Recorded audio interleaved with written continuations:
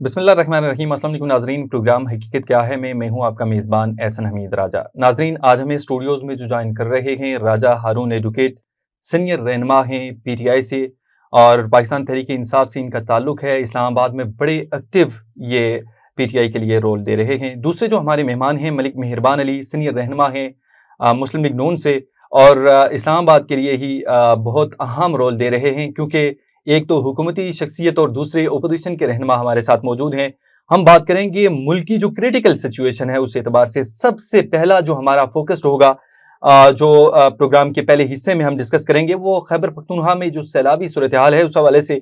जो तबाही हुई है, इंतहाई अफसोसनाक सिचुएशन है वहाँ पे। बुनीर की सिचुएशन देखी जाए, सवात की, मालाकन की, तमाम तर रीजन, इवन बुनीर के हवाले से जो रिपोर्ट्स आ रही हैं, ज़राए का जो बताना है कि वहाँ पे गाँव के गाँव तबाह हो चुके हैं और साथ 250 अफराद जहांबाग, सैकड़ों लापता हैं। इमदादी हेलीकॉप्टर भी गिरकर तबाह हुआ है।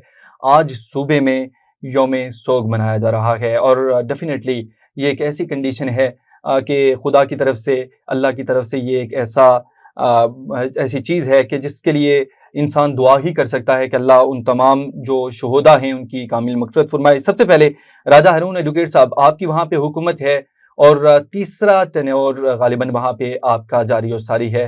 क्या समझते हैं, इससे पहले भी आपने देखा दरिया में कुछ लोग उनकी शहादत हुई, वो भी जहांबाग हुए। क्या कोई इक़दामात उठाए जा रहे हैं केपी के हुकूमत की जानिब से? वज़ीर आला आपके वहाँ मौजूद हैं अली अमीन गंडापुर, तो कितनी अहम डिस्कशन है, क्योंकि इस एतबार से कि उन तमाम तर चीज़ों को बरोएकार लाया जाए ताकि इन लोगों को फैसिलिटेट किया जा सके।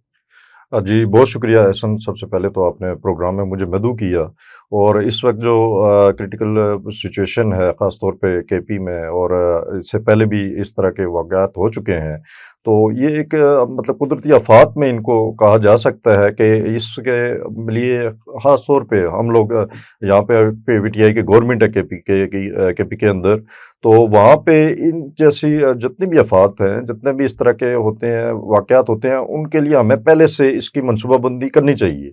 इसमें मैं समझता हूँ कि हमारी बहुत सारी कोताहियाँ भी हैं, हमारी एडमिनिस्ट्रेशन भी इसमें तकरीबन जो है ना उसको वो करने में कामयाब नहीं हो सकी कि किसी तरह इसको मतलब इसका कोई हल निकाला जाए या कुछ इस तरह के इक़दामात किए जाएँ जो इस तरह के वाक़यात से बचा जा सके। तो दूसरी बात ये है कि जो ये क्लाउड बर्स्ट है आजकल, ये आपको देखा होगा कि बहुत ज़्यादा हो रहा है और मैं ख़ास तौर पे वहाँ की अवाम और जितने भी ख़ास पूरे पाकिस्तान में जिस तरह लोग यहाँ पे रह रहे हैं, ख़ास तौर पे दरियाओं के किनारे और जो इस तरह के मतलब यहाँ से पानी के गुज़र है, वहाँ पे लोगों से गुजारिश हमें यही करनी चाहिए कि ऐसे मौसम में वहाँ से अपने आप को थोड़ा सा वो हिजरत कर लिया करें और अपने आप को महफूज मकामात पे खुद भी वहाँ पे अपने आप को सेफ रखें और वहाँ पे हिजरत कर लिया करें ताकि इस तरह के वाक़यात से बचा जा सके।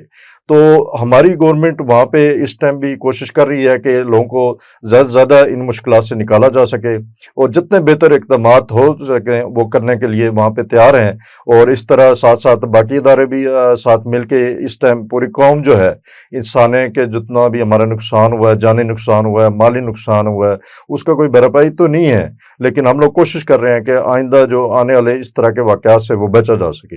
मलिक मेहरबान अली साहब सीनियर रहनुमा हैं आप मुस्लिम लीग नून से, तो आपसे इस एतबार से पूछना चाहूँगा, क्या हमारे पास कोई ऐसा सिस्टम नहीं कि क्लाउड बर्स्ट की पेशगोई की जा सके?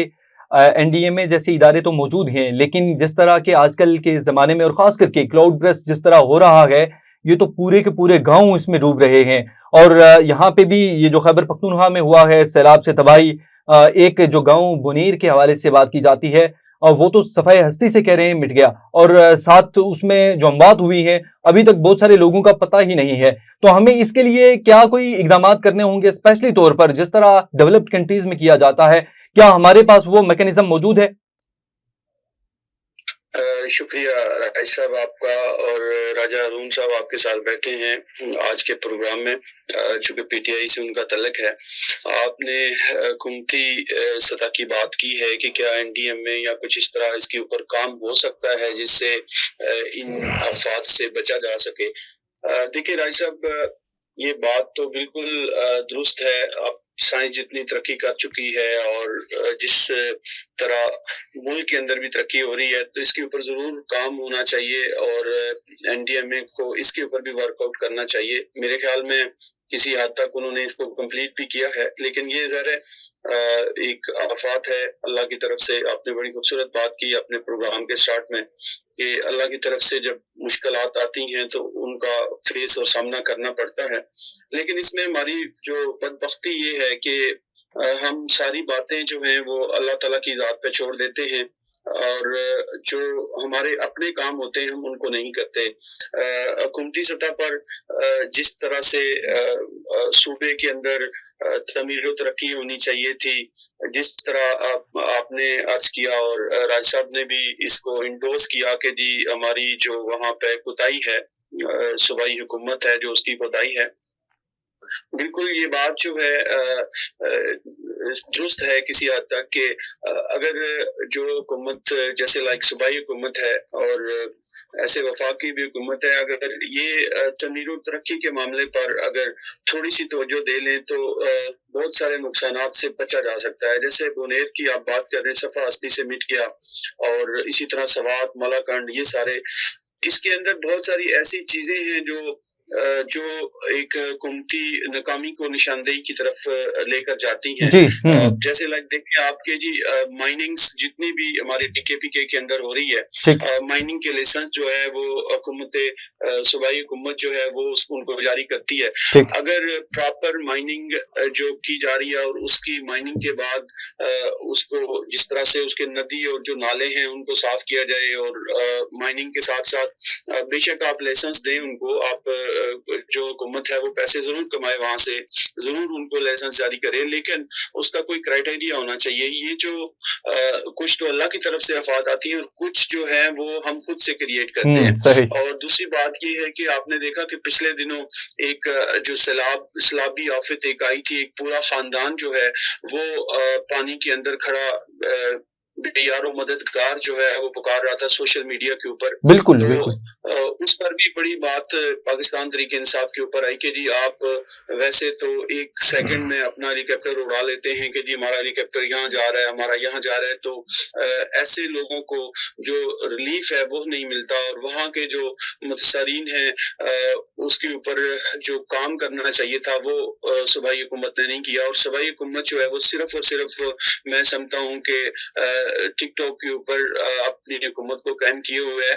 اگر دیکھا جائے، میں تنقید کی بات اس لیے کر رہا ہوں کہ پاکستان تحریک انصاف پچھلے 3 دہائیوں سے 3 ادوار سے جو ہے وہ گورنمنٹ کر رہی ہے صوبہ خیبر پختونخوا کے اندر، اور 3 سالوں میں انہوں نے جو تعمیر و ترقی کا کوئی بھی ایسا کام نہیں کیا جس سے صوبہ جو ہے وہ آگے جا سکے۔ آپ اس کی نسبت اگر دیکھیں کہ پنجاب ہے، ہمارے جو CM صاحبہ ہیں مریم صاحبہ، انہوں نے وہاں پر پنجاب کو بنانے اور سنوارنے میں کتنا کام کیا ہے۔ تو وزیر اعلیٰ KPK جو ہیں ان کو چاہیے کہ اس پہ اقدامات کریں، اور فوری طور پر یہ جو ابھی سیلابی کفیت ہے اور جو یہ آفت جو ہے ابھی KPK کے اوپر ہے، اس کے اوپر ان کو کام کرنا چاہیے۔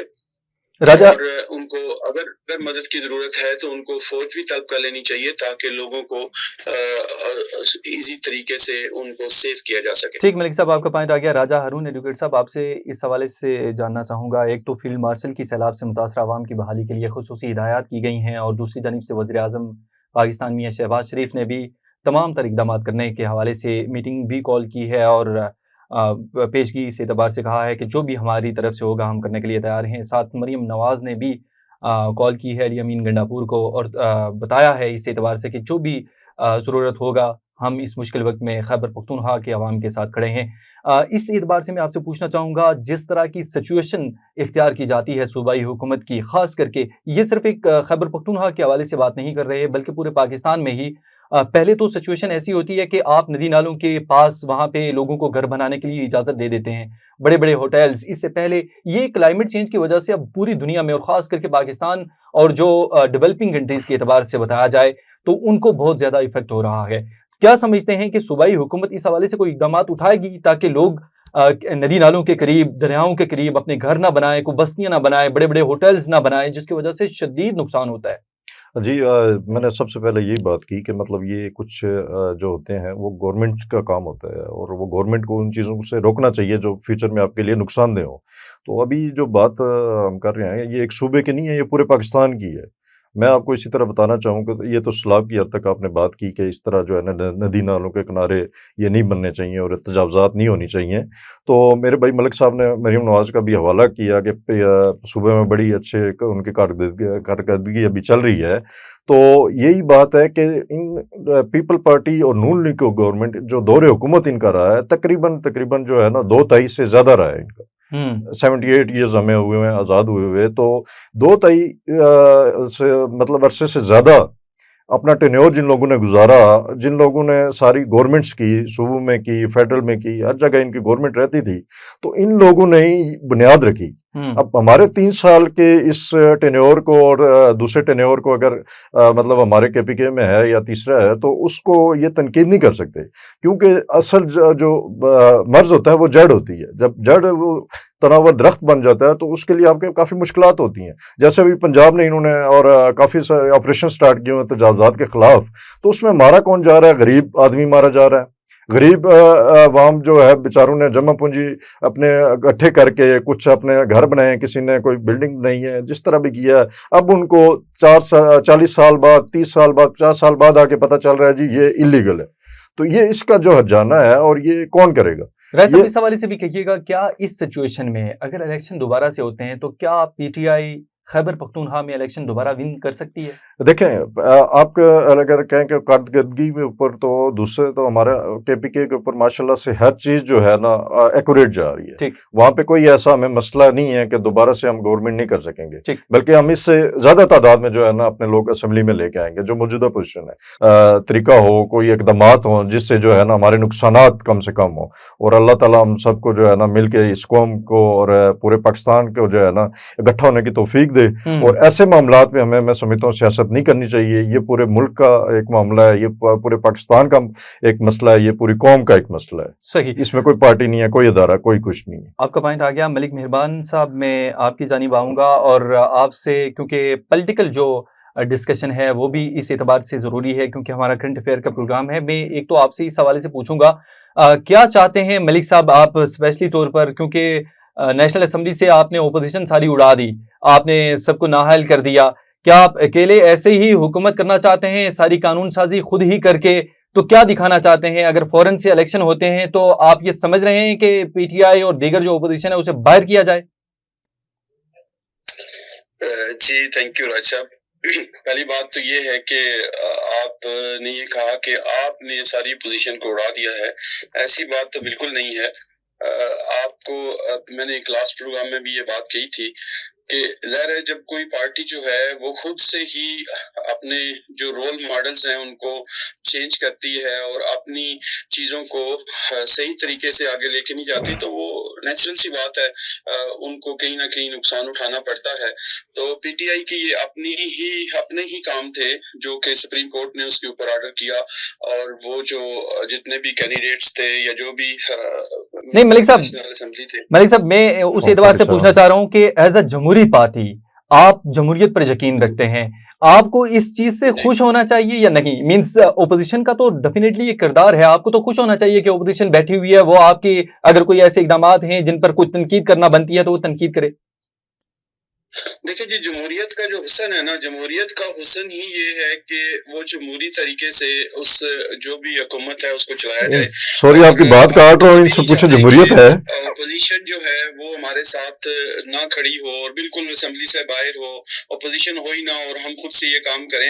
ہم چاہتے ہیں کہ جو اپوزیشن ہے وہ بھی اور جو حکومتی ہماری پارٹی ہے وہ بھی مل کر اس قوم کو آگے لے کر جائیں، اس ملک پاکستان کو آگے لے کر جائیں۔ آج پاکستان جہاں کھڑا ہے، آپ دیکھتے ہیں کہ پاکستان کی جو تعمیر و ترقی ہے اس کو اگر آپ دیکھیں تو اس ٹائم پوری دنیا کے اندر پاکستان کا جو ہے وہ نام ہے، پاکستان کا ڈنکا بج رہا ہے۔ آپ نے دیکھا کہ یہی جو امریکہ تھا اور یہ ایک ٹائم پہ اس کی یہ سچویشن تھی کہ پاکستان کا نام سننا یہ پسند نہیں کرتا تھا، آج وہ اپنی ہر نیوز کے اندر ان کا جو پریزیڈنٹ ہے وہ اس پہ پاکستان کا نام لیتا ہے، پاکستان کی تعریف کرتا ہے۔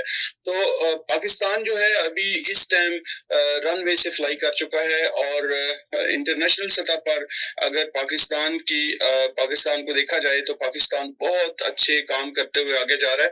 تو ہم کبھی نہیں چاہتے کہ جمہوریت جو ہے اس کا حسن کو خراب کریں، ہم نہیں چاہتے کہ اپوزیشن جو ہے وہ ہمارے ساتھ نہ بیٹھے، ہم چاہتے ہیں، میں تو بلکہ یہ چاہتا ہوں، میری پارٹی یہ چاہتی ہے، میرے قائدین یہ چاہتے ہیں کہ اپوزیشن کے ساتھ مل کر ہم اس ملک کو اور مزید آگے لے کر جائیں۔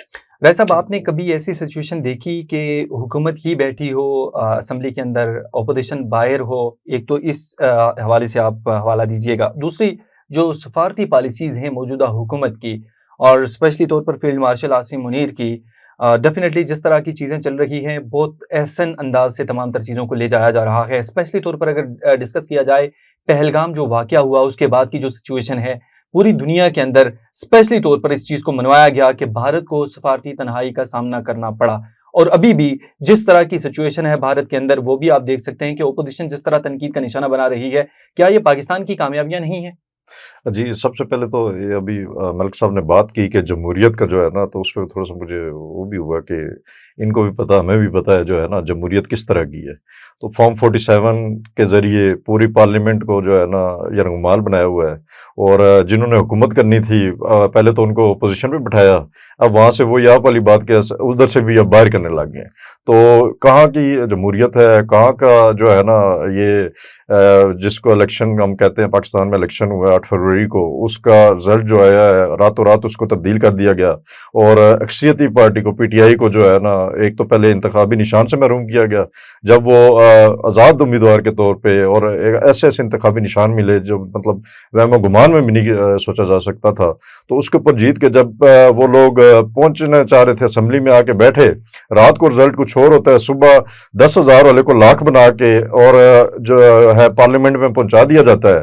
نون لیگ کے جتنے امیدوار تھے یا جو بھی پارٹیاں تھے جن کو جتوایا گیا ہے، اور جو اتنی مطلب میں کہتا ہوں تاریخ کی جو ہے نا تاریخی دھاندلی جو پاکستان میں اس الیکشن میں ہوئی ہے۔ اس سے پہلے بھی راج صاحب جو الیکشن ویسے ہوتے رہے، کیا ان پر آپ اعتماد کرتے ہیں؟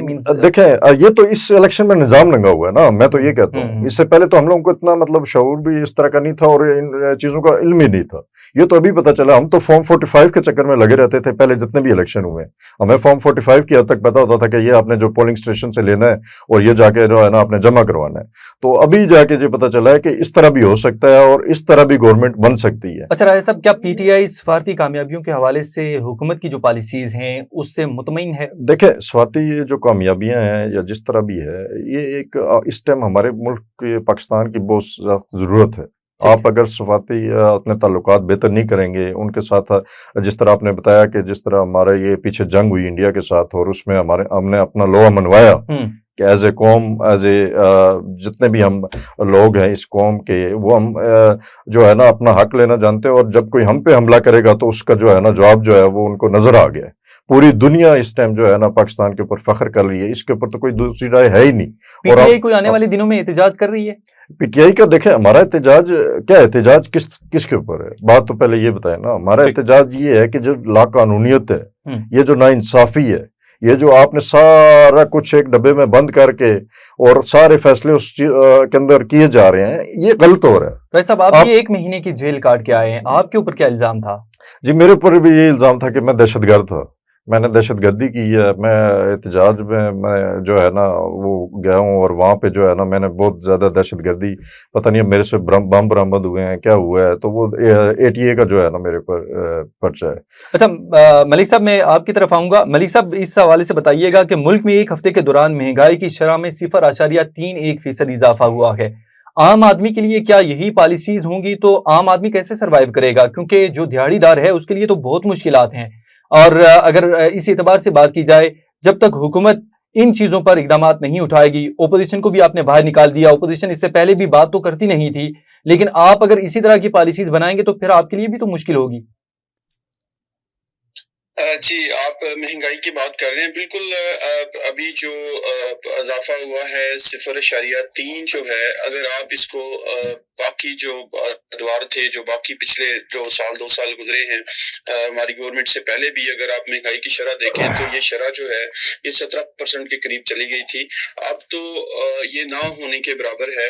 پھر بھی اس کے اوپر ظاہر ہے ہمیں بڑے سخت فیصلے کرنے پڑ رہے ہیں قوم کے لیے، ملک پاکستان کے لیے. ہم اس کو بہتر کرنے کی کوشش کر رہے ہیں، اور ابھی بھی جو ملک پاکستان کے اندر مہنگائی کا جو ادوار ہے وہ نو ڈاؤٹ کہ میں اس بات کو اگنور نہیں کرتا کہ بالکل ابھی بھی مہنگائی جو ہے وہ بہت زیادہ ہے. اس کے اوپر ہماری جو پالیسیز ہیں آپ کے سامنے آئیں گے کچھ عرصے بعد، اور حکومت جو ہے وہ اس کے اوپر بہت زیادہ توجہ کے ساتھ کام کر رہی ہے. خاص کر کے مہنگائی کے اوپر جو ہماری ٹیم کام کر رہی ہے وہ آپ کو نظر آئے گی انشاءاللہ. کچھ ہی دنوں کے اندر آپ کو نظر آئے گا کہ مہنگائی کا یہ جو بھوت ہے اس کو بھی توڑ دیا جائے گا. اچھا ملک صاحب، یہ چینی کہاں گئی؟ تمام حکومتی دعوے بے سود ہوئے ہیں. ملک میں چینی کی جو اوسط قیمت ہے سرکاری ریٹ پر نہ آ سکی. بڑے دعوے کیے گئے لیکن چینی پھر بھی جو ہے نا اپنے اس ریٹ پر نہ آ سکی. اس کی کیا وجوہات ہیں؟